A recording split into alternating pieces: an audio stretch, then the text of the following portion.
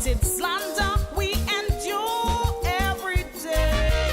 You say police is police just for the government's pay. Oh gosh, I put you before my family. With my life I protect you daily. But before I make a flaw, you're ready to hang the stewards of the law. Remember when they kill Brenty, you said I'm police too choky. No man fight with police and dead. You say the force is where killers are bred. So when I hear you complaining, I have to agree. Is you society guilty of police brutality against me? The brutal society brutal. Oh gosh, they brutal. My society brutal.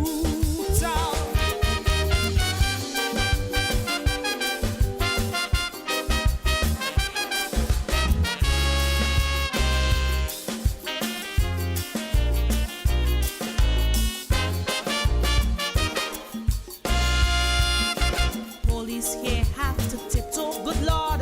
Nah, gone was the days when police had to or have to tiptoe. We're no longer doing that. We're coming into your community. We're working together. We're partnering. Because after all, we are joined. We are custodians. We are guardians of society. So no more are we going to tiptoe to come into society and pass through the back door. You know, those days are over. Because we all understand what it is to work together. We all understand what it is to be each other's keeper. We all understand that while police officers have a responsibility for security and law enforcement, that they can't do it alone and we have to partner in order to get it to work and to work effectively.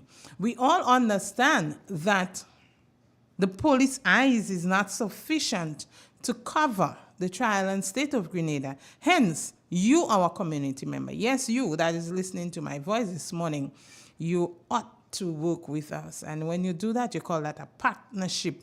And for we police, we call that community policing, where the police and the community and the police work together. And no better way we can do that by when you see something, know something, hear something, all we ask you is to say something. And when that happens, we are better able to make our society safe and to make you feel comfortable. I often say to people when I have that opportunity to speak with them, it's one thing to speak of a crime being committed in your locale or within an area that you know. It's one thing when a neighbor house is broken into. It is one thing when your next door neighbor on his or her way from work getting to home was robbed by someone. It is one thing. It's already gone. But hear what? When you don't know who next and you have that what if feelings, that is worst of, because everything that you're doing, you have a question mark. I wonder, did I lock the door? Did I close all of the windows? I wonder who is home. What did child put the key? Oh Lord, she says she lost the key. She can't find her key. And your brain start going. I know you're talking about your own psyche being affected. So a crime being committed and the fear of crime is even worse than the crime being committed. Hence, we ask that we continue to work together. Hence, we ask that we continue to partner for the better of all. However, that's not the topic this morning. That is just a preamble or interlude in getting you into the conversation with the RGPF. Because this morning we'll be talking some issues pertaining to traffic. Yes. We'll be going along the traffic line this morning and we'll be looking at defensive driving. You know, oftentimes, me in particular, I must admit, there was a stage when I had something called road rage. And persons in my company, when I'm driving, they will always say, well, calm down. And I'm like, when you making nonsense, you're not busy, get off the road, come out, let people who want to move, you know. And that always impaired on your judgment, because you get upset, you get irritated, you all of a sudden know, how do I pass? And you may pass that person without good judgment. You may pass that person, or the manner in which you start driving behind that person, you're not thinking defensive enough that in the event that person was to jump, as we say in local term or language, jam a sudden brakes or mash a sudden brakes. There is nothing you can do to protect yourself because your mind is already distorted. And then the manner in which you are driving, because you want that inch of a second where you can overtake. But in studio with me this morning is Corporal 724 Davis Smith. He's no stranger, I believe, to the western side.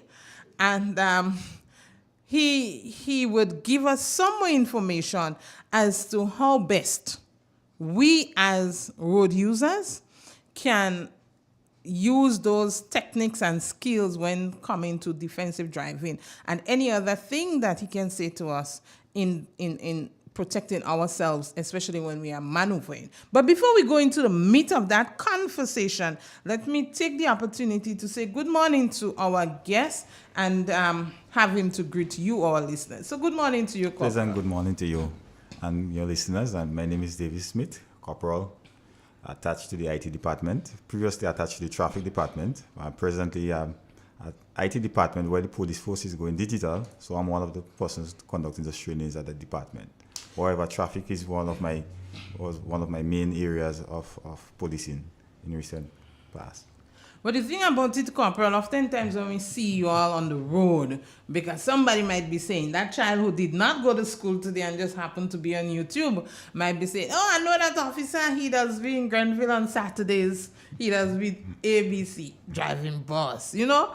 And I make reference to that just to emphasize the point. Sometimes you see people and they look so humble, yes, and they just reserve within themselves, but only when you engage in a conversation, you know how deep and how sophisticated they are in terms of skills and knowledge. Because one may see you, on your day-to-day function, yes, and may not even think that you are so embedded, yes, with all of this, yes, wealth of knowledge. I have a wealth of training extensively in accident investigation. Right. So that's one of my main training area, accident investigation. I'm right. also certified as a radar operator, certified to do breathalyzer testing. I also did some defensive driving training and conducted training with some various stakeholders, the general hospital drivers, and so we did some training with them.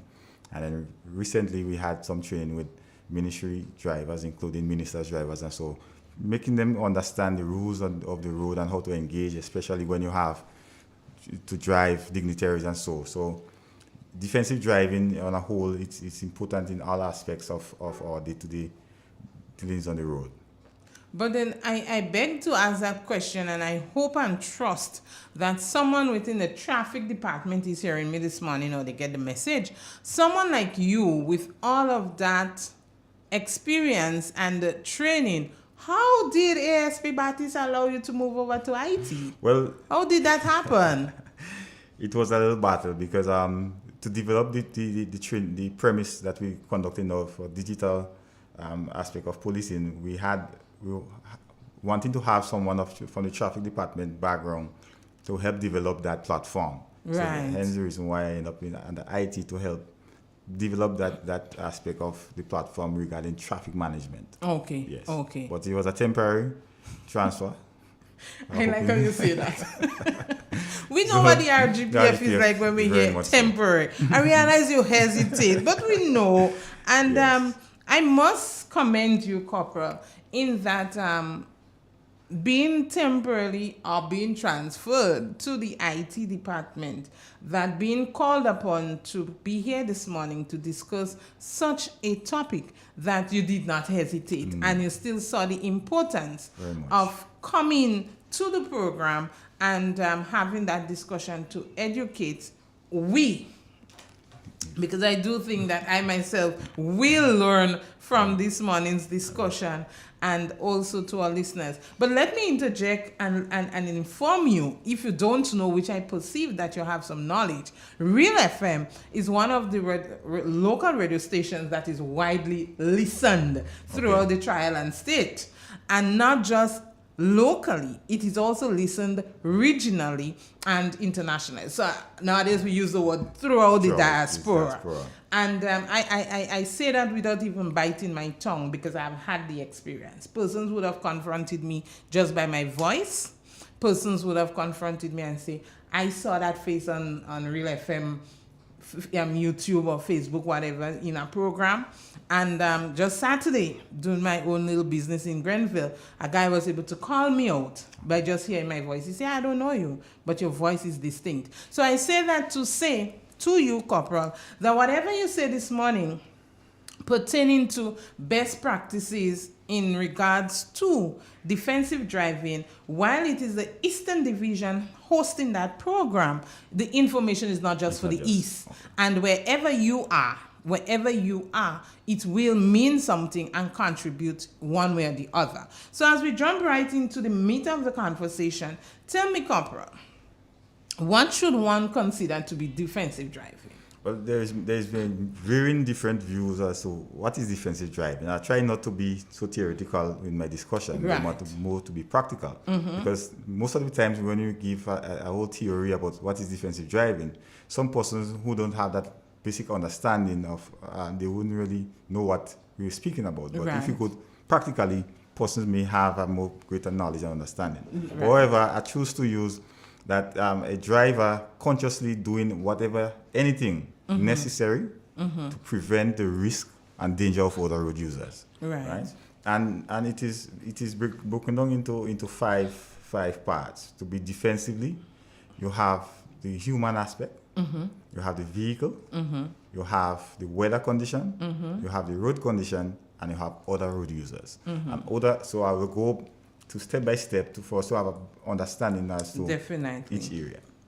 When I say the human aspect, if you're fatigued, if you haven't gotten enough sleep, if you're having a severe headache, if you are unwell, you should not drive. Okay. Right. Okay. So once the human aspect is not proper or fitting to go behind a wheel, then you should prevent going behind a wheel or get someone else to drive if you really have to go to a particular destination.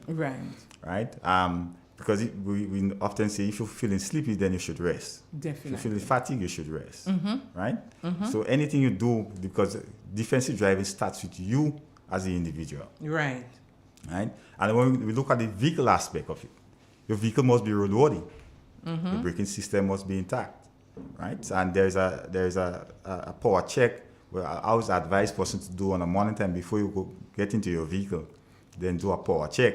Right? The P stands for petrol. Check to see if you have enough petrol to go to your destination. You don't want to be driving down the road and then suddenly your vehicle held up for fuel. Right? The O, check your oil. See that your brakes fluid is intact. If your brakes fluid is low, that's an indication that you might have a leak. Right. Or your brakes is low. Right. So you need to check your oil. Check your oil in your engine. See if there is enough oil in your engine. Good. Then the W stands for water. Check your water. See if there is enough water in your radiator. See if there is enough water in your wiper reservoir. Because you don't want to be driving down the road, your windshield is dirty. There is no water to clean your windshield. I understand. Right? So these are some fundamental basic things you need to do. Right? The E, check your electrical. Just look into your bonnet. See if there is any broken wires.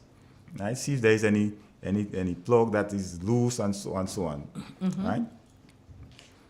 And the R, check your rubbers. Check your tires. Make sure your tires are good. Check to see if your hoses, your radiator hose and so are good. Right? And I'll speak about tires. Defensively, you want to ensure that you have good tires in the rainy season than against the dry season. Right. Because you're looking at traction. In the rainy season, you have to have more traction on the road. Right? Sure. And so persons need to pay particular attention to those things on them. And if you do that basic power check on a morning time, it will help. Help you to be a defensive driver. Right? Well, as you say that, I just want to strengthen that point. I was listening to GBN a couple of mornings back, be on the headline, and they had retired Superintendent McIntyre. As you know, he's on the disaster preparedness management aspect. Yeah. And that's one of the points he was making. And I was sort of taken back. And I'm like, How does that reach into disaster? Because you're here, we entered into the rainy season and we expect you to be talking on those things, but now you want to tell me about my vehicle. But so I stuck on to the station to have an appreciation of what he was saying. And just as you're making the point too, the traction on the wheels, because he said he recalled within his policing career, you stop someone to speak to them about a tire and they will say, well, officer, my tire good, there is no wire showing, there is nothing protruding extra. But then, as he said, with the grooves, it would help, with the traction, that contact that it makes with the road.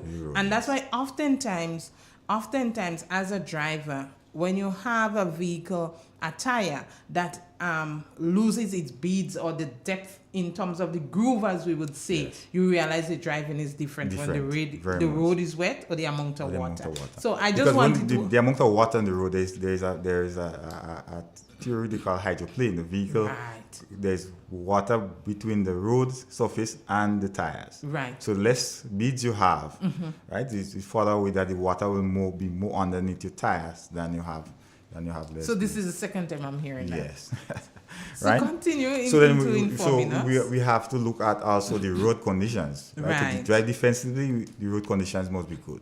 So if you have a road surface where there's a lot of potholes and so, then drivers tends to swing away from them, and that can create accidents and so. So the road conditions have a great role to play how someone drives. Right. And you can see it for yourself. If there's a pothole in a particular area and you're coming against the traffic, you always have to dodge from that other driver coming towards your area. And then we look at the weather condition. Right? On a sunny bright day, you have to have your visors can be one of the things that can be used because the sun can be in your eyes. Right? If rain is falling, there's some drivers, the only time they know that the wiper blades are not working when rain starts to fall. So you see that's the reason for checking your vehicle to make sure your vehicle is in a good enough condition. And then if it's raining, you want to reduce your speed. So if you normally drive at 35 miles an hour or 40 miles an hour, if you're in the heavy rain, downpour of rain, you want to reduce your speed. And you reduce your speed because you don't know, you may not be able to see the visibility at that time can be reduced, right? So you don't know there is something immediately ahead of you. So you need to reduce your speed when it's raining, right? So and when it's raining also, some persons, what you want to do to create your visibility on the road, you put on your headlights. The headlights is a form of indication to our other road users that you are present on the roads. So the headlights are not only for the night time.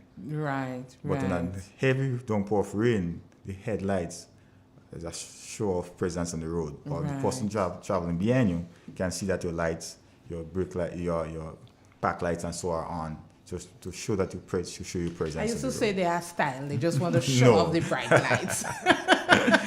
So those factors must be considered for you to be a defensive, drive defensively. So if you eliminate any one of them, you could realize you're already in harm's way. Right. So these are the 5 areas I want person to focus on before you can go out to drive. So while you speak of the 5 areas that contributes to best practice for defensive driving, within that 5 aspects, is there anyone that overrides the other? Or the same level of emphasis? Same level of emphasis. But defensive, to be defensive, it starts with you as an individual. Right. So if you wake up and you're not feeling good, that's the main factor to me as a person going behind a wheel to drive, right? And then you should be planning your route. Some of us just get up in the morning time, we jump in our vehicle and we just proceed because we're going grand hands. But the evening, if we pay particular attention, you can recognize that there is some obstruction on the road, that some maintenance being done on the road, and there is some form of obstruction there. So in the morning time, you may find that you might have some delay, and then you're starting to have the road rage, and so, that's where we find the minor accidents and so happening. But plan your route, and also look at alternative routes within your destination. So I understand. So if there is some form of obstruction, think about the alternative route you can take. Definitely. Right? And all those aspects of thinking or planning before you drive actually reduce the risk on the road. Right. So you don't have to rush and speed up because you're late because of the delay that you had. So you're trying to make up for that time. Right. But if you plan and you understand that, okay, there's an obstruction in the Grand Anse, so I need to leave home 10 minutes before my usual time to get you through to work on time and so forth. So when speaking of defensive driving, I'm hearing my listeners saying ambulance, Grenlock to an extent, now also, and most of the police do not employ those skills, and the fire department, because they are normally driving at a particular pace. How do you create that marriage with an emergency vehicle and defensive driving, or best practice? Well, best practice is the rules remains the same. Whether or not you have an emergency or not, you should drive at a speed that you can control. Right? You should drive at a controllable speed. Because some persons are the perception, because I'm in charge of emergency vehicles that could break all the rules. Right? And that can create, because remember I said a defensive driver should do everything consciously to prevent the risk and danger of other road users. Right. So not because you may not involved in a motor vehicle accident, that doesn't mean you're not a defensive driver or you are a defensive driver. Yes. Right? Because you can create, by you so doing, you can create other persons to collide with other motor vehicles off the road. But just get to the point of emergency vehicles. Not because you have a siren on that the person in front of you will hear your siren, right? Or they can see. So you have to be mindful that persons have different impairment. So having an emergency vehicle is not guarantee you safety to your destination. Right. You should still apply the rules of the road. If you're driving at a greater speed, you should drive at a speed that you can control and that you don't put other road users' life at risk. Right. So that's one of the things I want to emphasize. Not because we have an emergency, that because you want to get there safe to take care of the wounded persons or injured persons or bringing someone to the general hospital. You should bring that person there safe. Right. You know? So don't because you have an emergency vehicle or you have an emergency, and not because you have an emergency vehicle. If you don't have an emergency, you should not use that opportunity to beat the traffic or drive or exceed the speed limit. Right. You should only do so when there is an immediate emergency. So not just having emergency vehicle in your possession. Because we often see ambulance on the road, they drop a patient to the general hospital and siren on just to go back up to Grenville or to Sotters. No, that shouldn't happen. You should only proceed at a greater speed when there is an actual emergency. So I hope I'm not throwing you off in terms of your preparation for this morning. But as we speak of emergency vehicles and keeping with the topic of defensive driving or best practices employed, how do we, as a police officer and a supervisor, what would you say to the lame person who would say to you, well, corporal or officer, you notice that the driver of the police or ambulance was on his cell phone while driving in that manner. Let me put out the disclaimer very early. So I don't want you to tell me that according to law they are exempted under certain conditions. I don't intend to quote any law this morning. I want to be practical.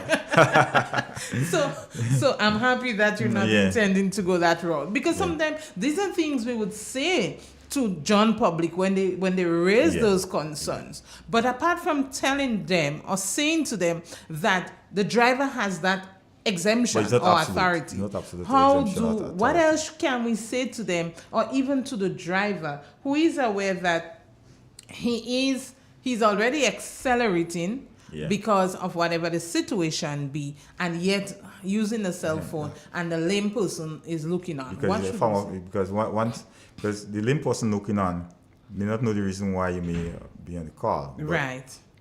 What I always advise, if there's someone else in the vehicle with you at the time, let that person take your call, right? Because if the call is not connected or relating to the emergency that you're on, because sometimes you proceeding to an accident scene, or the ambulance proceeding to some scene to pick up someone, but sometimes there's some communication with them and the supervisor. Right. But if someone is in that vehicle, you should allow that person to take the call on your behalf. Because what you could find, you're already exceeding the speed limit. you're driving fast and still there's a distraction on your cell phone, which can create that danger to other road users. So we want to encourage the lane person and say, if you see this is happening, you can report it to the police. Because let us look at it, investigate it to see whether or not, because we have a responsibility as law enforcement to protect our citizens. Yes. Right? And not because we say there's exemption, that you should just say, okay, there's exemption, so I can just be on my cell phone at any time. But the calls that you are getting should be connected to. Right? And if you believe at the time, that's why we also advise that you get earpiece, your Bluetooth earpiece and so on, to while you're driving, so you can take your calls, because it's just important. Sometimes you might have to be where you're dispatched to, the location and so maybe was wrong, so they need to call you to inform you whether you need to proceed to Maddies instead of Hermitage, or and so forth. So it's important that you try to minimize the use of your cell phone. Minimize the use of your cell phone while driving, as law enforcement or emergency. Well, as we're still into that aspect, I heard you spoke of in your introduction as to the police having joint training sessions with other key stakeholders within the country. How is that relationship, I would want to use the term, with the police and these other emergency drivers, or quote-unquote important drivers, in regards to the topic? And are we, so that's the second part to the question, are we at a stage as law enforcement where we are comfortable with the practices employed by some of these drivers in terms of defensive driving? Okay. There have been so far a good relationship, right? It's been cordial. Throughout the training sessions, we had a lot of questions from the drivers and so, because there's misconception about the emergency vehicles, that we was able to clear up, because in the past we could recognize that some of the ambulance drivers feel I'm in charge of an emergency vehicle, so I can do what I want. I can break any traffic sign. I can, and that was able to clear up. We're not fully satisfied. I believe there is a need, because what we find happening, there is new drivers and so coming into the hospital system. So what I recommend that we continuously having that training, and in a wider context, different stakeholders. If there is a need for such a training within your organization, you should make such a request, because at the end of the day, what we want to ensure that the nation's roads remain a much safer one for everybody. But we are not fully satisfied from what we have. But what we can see, we have seen some behavioral changes with some of the drivers, but not total compliance as we expected. With that being considered in terms of the compliance, let us speak some more of our very own drivers in terms of the police. And what would you like to say to your colleagues this morning in regards to best practices for defensive driving as we go through? Because while you're responding to the question, I want you to bear in mind that the roads are no different to that of what the normal motorists would use as opposed to an emergency driver. And there are times when persons expect the police or another emergency vehicle to arrive at a particular time as opposed to, but it's the same pathway, it's the same street, it's the same potholes, everything that we have to utilize. What safety or what guidance would you give to our officers as drivers in particular, because we also have civilian drivers, or any other emergency driver? Well, I want to implore on our own, and so that we have to set the example, right? Right. We have to set the example on especially the use of the road. As you rightly said, the pathway remains the same, and what we have now is more volume of traffic on the road, right? So it is important that not everyone that's on the road don't anticipate that a driver will do what you think you want them to do. Right. So, and that is one of the main causes of accident. I believe that some of us on the road, we believe that the driver will stop, or believe the driver will pull on the side, or believe. So we want to anticipate what a driver will do, what we think they will do. Definitely. But you have a responsibility to ensure that you perceive an accident, and what you do, what evasive action you take to prevent the accident. Because you might, for example, you're driving on the road as an emergency driver, you might see from a distance ahead of you, recognize that if you proceed, right, that can put maybe some level of fear in the upcoming driver. So let me just allow the driver to pass. Definitely. Just a couple seconds, you know, and what we find happening with some of the emergency drivers, and I recognize it myself sometimes. Ambulance behind you just driving, and all of a sudden just put the siren on, and that could create panic. That could create fear in the driver ahead of you. So whatever you do as an emergency driver, you don't want to create that level of panic and fear into other road users, because remember, we are all competing for the same space, right? And we have to ensure that we do everything to prevent and to, the endangerment of other road users. Right. And I don't think you could have said it better. Whatever we do, because we are competing in the same space, that regardless to the purpose we are aiming towards achieving, that we should ensure that other road users do not place in a compromised position, or their life is not in danger. So listeners, on that note, we'll take a brief commercial break with our theme song, Keturah George, and we'll be right back with the conversation where we are discussing best practices in regards to defensive driving.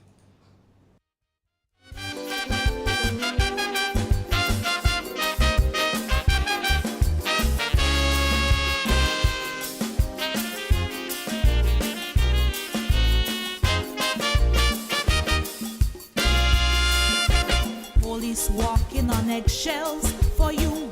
We never get it right.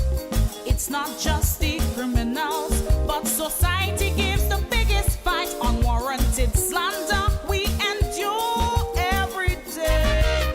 You say police is police just for the government's pay. Oh gosh, I put you before my family. With my life I protect you daily, but before I make a flaw, you're ready to hang the stewards of the law. Remember when they kill Brenty, you said I'm police too jokey. No man fights with police and dead. You say the force is where killers are bred. So when I hear you complaining, I have to agree. Is you society guilty of police brutality against me? That's what Keturah George said in 2012. Society brutal. And we have since changed that, because we have seen the society calling the police and say, yeah, Tom Jones just did X. He's the one that thieved them goat. And I don't know why he did that. Come, I saw him passing this morning. Look where I see him tied. They would call and say, yes, that's the vehicle that just passed me, engaged in a hit and run accident. So is society brutal? Keturah, I want us to remix that song and look for the right words. We're in 2023. Kong the year's difference for police brutality. She didn't just say police, she also said society is. But this morning we're discussing best practices for defensive driving, best practices to be employed in and when driving. And we have looked in depth thus far with our guest, Corporal Smith, in regards to the drivers, the emergency operators, and some of the other drivers, and considering the road and the weather and all of those little elements, and checking your vehicle and so forth. But I want to ask you, Corporal, oftentimes we speak of road users, and persons only perceive that it is just the driver. Who else can be considered to be other road users, A, and B, what best practices in line of defensive driving that they should consider in order that they themselves are safe? Other road users. Other road users also involve the cyclists. Right. The pedestrian, Mm-hmm. and we have the motorcyclist. So any individual or vehicles and so that uses the road is considered a road user. Right. So Right. you don't necessarily have to be driving a motor vehicle to be a road user. Mm-hmm. I'm walking the road, I'm a road user. But Definitely. in areas where there is no footpath, Mm-hmm. I have to walk on the road. So I become a road user. Right. Right? And some of the best practices, because it's important that drivers also respect the motorcyclists on the road. Definitely. Because what Definitely. often happens, some of us want to literally push the bicyclist off the road. Yes. And Yes. say, okay, I'm a public truck, so I can just push myself in. Right? So the best practices, some of our cyclists have to learn to know that are they riding a bicycle? There's road signs you have to adhere to. Right. So you ride against the upcoming traffic. Mm-hmm. So oftentimes you find someone, because I'm riding a bicycle, I can just ride Anyway, anyhow. any directions and so, because you have to also consider you as a road user Mm-hmm. that you have to be safe. Yes. Right? And you Yes. don't create that risk for the persons and the driving, because some persons also believe I'm living close by Mm-hmm. and these are one way traffic, but I can't live the entire Well, round. definitely. Yes. But remember, based on the directions of that flow of traffic, Mm-hmm. a driver using that road don't expect you to be coming the opposite side. Definitely. They know it's a one way. Yes. It's a one way Yes. traffic, and don't try to beat the traffic and say, okay, I'm living just there and so on and so forth. Mm-hmm. So that's one of some of the issues we have to also recognize. And persons parking in dangerous areas also Right. create that risk Mm-hmm. for other road users. Definitely. So that is one of the things we have as persons to be considerate. Not because you're living there, you could park right in front of your house. Mm-hmm. And that perception we have also creates accidents. And we see Definitely. when we respond to accidents, Mm-hmm. because our vehicle is parked in a dangerous Area or manner. Yeah. Mm-hmm. So there is some of the things that pedestrian. If you walk in the road, you know normally persons walk the road to take the little sweat. Mm-hmm. You cannot dress anyhow. Yes. Yes. Or you might dress in the day, you can dress like that in the night. And early morning. You know, in the night you have to advise you to put on something colorful. So Definitely. you can create some visibility on the road so a driver can see you on the road. Mm-hmm. Mm-hmm. And when you're walking, you try to walk in the direction in which the vehicle are flowing, so you can see what is coming towards you. Right. You walk, and then the vehicle coming behind you cannot see what is traveling behind you. Walk in that same direction in which the vehicle is flowing. So Well, you can see that. As you speak of that, something come to mind. And when you say you're not discussing law this morning, so I want to deviate from the law, but establishing the point that there are sections of the law, both under the the Noise Pollution Act and also within the traffic regulation, that speaks to noise emitting, noise coming from motor vehicles. And somehow, myself and my colleagues are not doing justice in that regard. But that's not the point I want to bring. In light of best practices in defensive driving, what can you say to these quote-unquote males, and I'm not going to say young men, males, these are the predominant factors, or persons, or operators, for putting this large speaker box, boom box into their vehicle and just turning it up and driving throughout our streets? How does that speak to best practices in defensive driving, and what advice would you like to give to them? I know. Well, I believe, because there's three E's to road safety. Right. Before I go to the question, there's three E's to road safety. Mm-hmm. There's enforcement, Mm-hmm. there's education, Right. and there's engineering part. Mm-hmm. So the police, we have to educate, Mm-hmm. we have to enforce.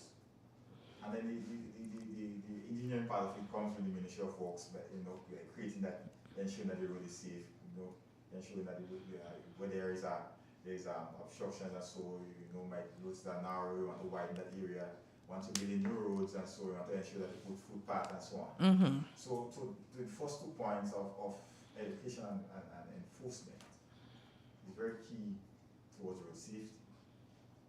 right? So if we enforce to ensure that we have the vehicles that is using the road are in the proper road condition to be on the road. Right. To have that use. But the young men who play this loud music as well, remember once you're on the road with loud music, you should be able to be aware of your surroundings when you're driving. How would you know that is an emergency vehicle behind? Definitely. How would you know that the emergency vehicle that you're because you cannot hear the sirens, you create that obstruction from that vehicle from passing. Right. And sometimes very well that vehicle might have been going to an emergency involved in a family member of yours. And you hinder that because you cannot hear the loud music, you cannot hear anything. Right. And things on the road. And because your music's so loud, you're not aware of your surrounding, right? That's in itself is a danger to other road users. Right. So being on the road, you should be aware of your surrounding. Right? And we have to ask those drivers and to desist from doing so. I don't see the reason why you should be driving on the road and you have so much loud music. You cannot become aware of your surrounding. Sometimes there's a child running across the road, somebody trying to scream out to the driver to say stop. You don't even know what's going on. Right? So defensively that already takes away your hearing content. Yes. To hear. Not driving is not only seeing it. Sure, right. You should be able to listen. Yes. You should be able to listen that a siren is approaching. You should be able to Sound of an a engine, sound of an engine is yes. coming towards you. And what kind of engine? What kind of engine, right? You So may, even again, because most of our schools is on close to the roadside. What if, while it is not the end of a school day, but maybe there is an emergency at the school and the children need to disembark for safety? How are you to hear what's happening? it's very dangerous. Yeah. Dangerous. I mean, to encourage our road users who frequently or normally play the loud music to desist from doing that. Right. And, for example, I just to show you a little bit. At one point when I was on the western side, there used to be regular enforcement, traffic checks and so on. I can remember engaging a guy from St. George's and he came up and he told me that he heard about me, but if you're living in St. George's, Right. you see, I understand you use the light police in Guav. Because when we enforce, just to speak about the lights can safety defensively. Right. Too much of bright lights, what can happen? You can endanger other road user. You can throw them off the road. Yes. Right? So enforcement is very critical towards road safety. Very critical, as much as the education. Because if you could educate, if you don't enforce, to ensure that we push some of the unworthy vehicles off the road, what you will find that our roads will become more and more dangerous for road users. Right. Well, Corporal, as per usual, our hour always run off. Yeah. And it's only when our guests get comfortable then we realize Yes, the management is looking down. So at this time, I'll just give you a few seconds. Anything, you don't have to be under the topic. If you choose this now too that you would like to leave, but within the area of traffic that you would like to leave with our listeners, that in case they just came on, they can say for the program, The Conversation with the RGPF, I remember this unto this day. I just want to implore on all road users, whether you're a driver, a pedestrian, a cyclist, a motorcyclist, once you enter the road space, you should do everything to prevent an accident. You should do everything to prevent the endangerment of other person's life and property. Right. So it's not about just motor vehicles on the road. What about running up the road and damaging person's fencing and so on? Right? So I just want to implore on all road users to do everything necessary that you can do to prevent and mitigate against accidents. So listeners, there you heard it from Corporal Smith as his closing remarks, that whatever you do, the key word or factor is to prevent, or when you can't prevent, mitigate, reduce, subtract. That's what he's saying. Every aspect that can cause an accident or endanger other road users. So the road is not just for you, but we need to consider the other party. So listeners, there it has bring the end of the curtain on The Conversation with the RGPF. And bear in mind that CRD Eastern Division can be reached on 406-0193. And of course, you hear something, see something, know something, we ask you to say something. And in so doing, we can we can and we will make our environment safer for one and all. God bless you. Have a wonderful week ahead until next Wednesday with another conversation with the RGPF. Bye for now. Hey, don't forget, you have that opportunity if you want to be part of the RGPF to send in your application and CV through that information that was dispatched earlier and is in circulation through the media. Have a wonderful week.